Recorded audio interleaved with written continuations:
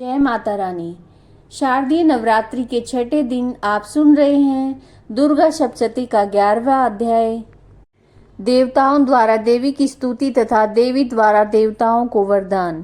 मैं भुवनेश्वरी देवी का ध्यान करती हूँ। उनके श्रीअंगों की आभा प्रभात काल के सूर्य के समान है और मस्तक पर चंद्रमा का मुकुट है। वे उभरे हुए सतनों और 3 नेत्रों से युक्त हैं। उनके मुख पर मुस्कान की छटा छाई रहती है। हाथों में वरद अंकुश पास एवं अभय मुद्रा शोभा पाते हैं। ऋषि कहते हैं देवी के द्वारा वहां महादैत्यपति शुंभ के मारे जाने पर इंद्र आदि देवता अग्नि को आगे करके उनका त्यानी देवी की स्तुति करने लगे। उस समय अभिष्ट की प्राप्ति होने से उनके मुख कमल दमक उठे थे। उनके प्रकाश से दिशाएं जगमगा उठी थी। देवता बोले, शरणागत की पीड़ा दूर करने वाली देवी हम पर प्रसन्न हो। संपूर्ण जगत की माता प्रसन्न हो। विश्वेश्वरी विश्व की रक्षा करो।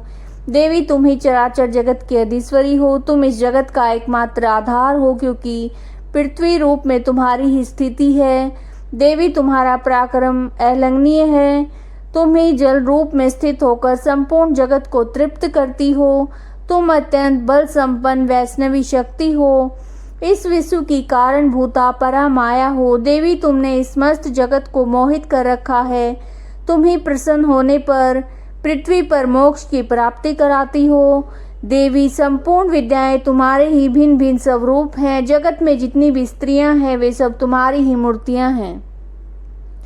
जगदम्ब एकमात्र तुमने इस विश्व को व्याप्त कर रखा है। तुम्हारी स्तुति क्या हो सकती है।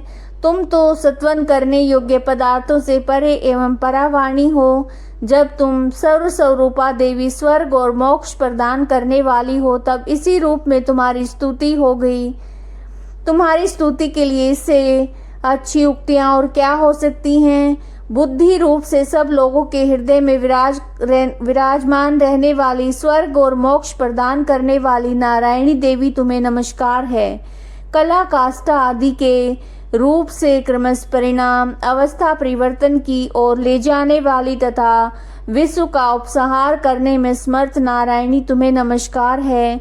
नारायणी तुम सभी प्रकार का मंगल प्रदान करने वाली मंगलमयी हो। कल्याणदायिनी शिवा हो। सभी पुरुषार्थों को सिद्ध करने वाली शरणागत वत्सला 3 नेत्रों वाली एवं गौरी हो। तुम्हें नमस्कार है।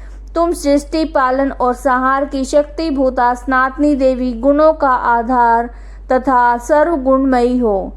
नारायणी तुम्हें नमस्कार है। शरण में आए दीनों एवं पीड़ितों की रक्षा में संलग्न रहने वाली सबकी पीड़ा दूर करने वाली नारायणी देवी तुम्हें नमस्कार है।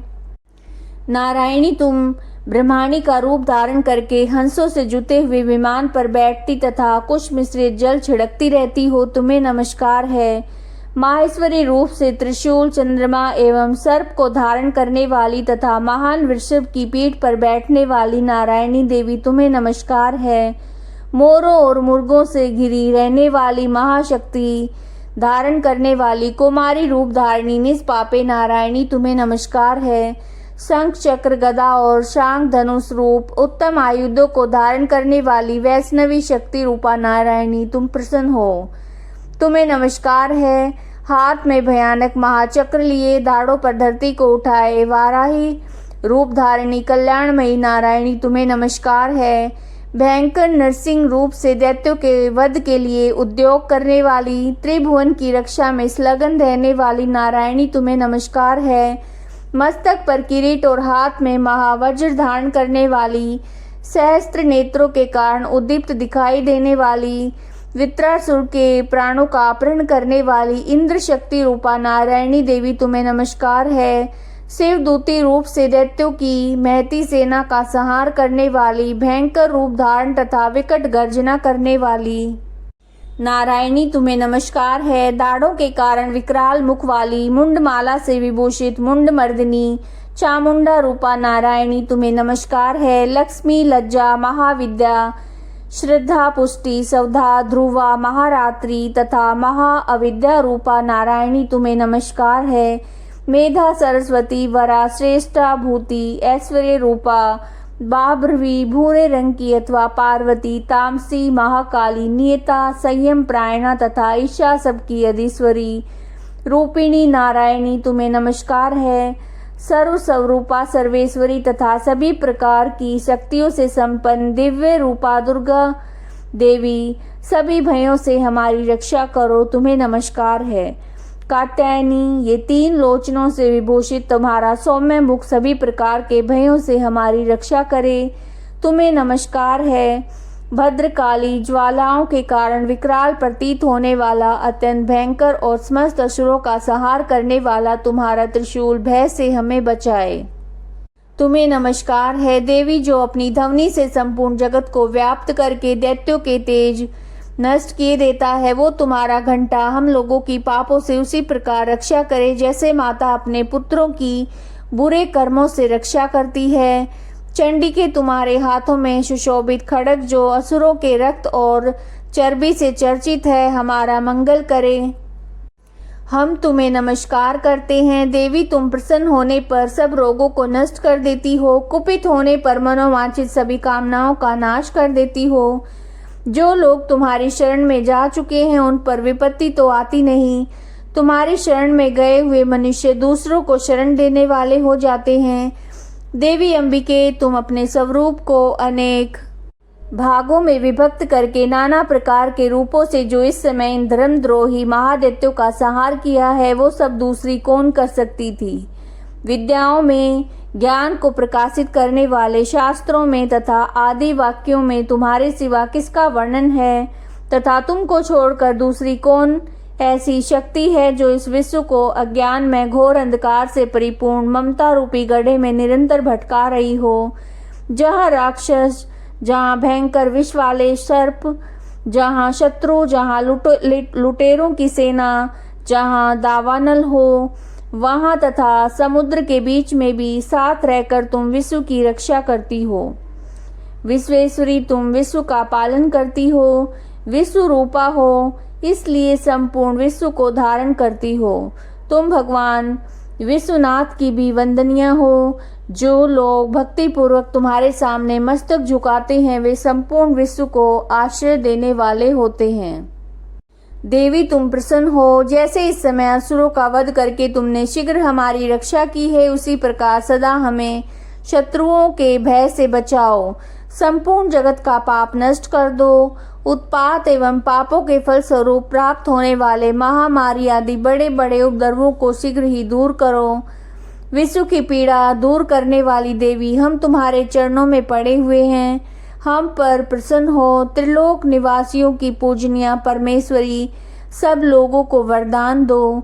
देवी बोली, देवताओं, मैं वर देने को तैयार हूँ, तुम्हारे मन में जिसकी इच्छा हो वह वर मांग लो। संसार के लिए उस उपकारक वर को मैं अवश्य दूंगी। देवता बोले, सर्वेश्वरी, तुम इसी प्रकार तीनों लोकों की समस्त बाधाओं को शांत करो और हमारे शत्रुओं का नाश करती रहो। देवी बोली, देवताओं, वैवस्वत मनवंत्र के 28वें युग में शुंभ और निशुंभ नाम के 2 अन्य महादैत्य उत्पन्न होंगे। तब मैं नंद गोप के घर में उनकी पत्नी यशोदा के गर्भ से अवतीर्ण होकर विंध्याचल में जाकर रहूंगी और उक्त दोनों असुरों का नाश करूंगी। फिर अत्यंत भयंकर रूप से पृथ्वी पर अवतार लेकर विप्रचिति नाम वाले दानवों का वध करूंगी। उन भयंकर महादैत्यों का भक्षण करते समय मेरे दांत अनार के फूल की भांति लाल हो जाएंगे। तब स्वर्ग में देवता और मृत्युलोक में मनुष्य सदा मेरी स्तुति करते हुए रक्त दंतिका कहेंगे। फिर जब पृथ्वी पर 100 वर्षों के लिए वर्षा रुक जाएगी और पानी का अभाव हो जाएगा, उस समय मुनियों के सत्वन करने पर मैं पृथ्वी पर अयोनिजा के रूप में प्रकट होंगी और 100 नेत्रों से मुनियों को देखूंगी। अतः मनुष्य शताक्षी इस नाम से मेरा कीर्तन करेंगे। देवताओं, इस समय मैं अपने शरीर से उत्पन्न हुए शाकों के द्वारा समस्त संसार का भरण पोषण करूंगी। जब तक वर्षा नहीं होगी तब तक शाक ही सबके प्राणों की रक्षा करेंगे। ऐसा करने के कारण पृथ्वी पर शाकंभरी के नाम से मेरी ख्याति होगी। उसी अवतार में मैं दुर्गम नामक महादैत्य का वध भी करूंगी। इससे मेरा नाम दुर्गा देवी के रूप में प्रसिद्ध होगा। फिर मैं जब भीम रूप धारण करके मुनियों की रक्षा के लिए हिमालय पर रहने वाले राक्षसों का भक्षण करूंगी, उस समय सब मुनि भक्ति से नतमस्तक होकर मेरी स्तुति करेंगे, तब मेरा नाम भीमा देवी के रूप में विख्यात होगा। जब अरुण नामक दैत्य तीनों लोकों में भारी उपद्रव मचाएगा, तब मैं तीनों लोकों का हित करने के लिए 6 पैरों वाले असंख्य भ्रमरों का रूप धारण करके उस महादैत्य का वध करूंगी। उस समय सब लोग भ्रामरी के नाम से चारों ओर मेरी स्तुति करेंगे। इस प्रकार जब जब संसार में दानवी बाधा उपस्थित होगी, तब तब अवतार लेकर मैं शत्रुओं का संहार करूंगी। तो ये आप दुर्गा सप्तशती का 11वां अध्याय सुन रहे थे।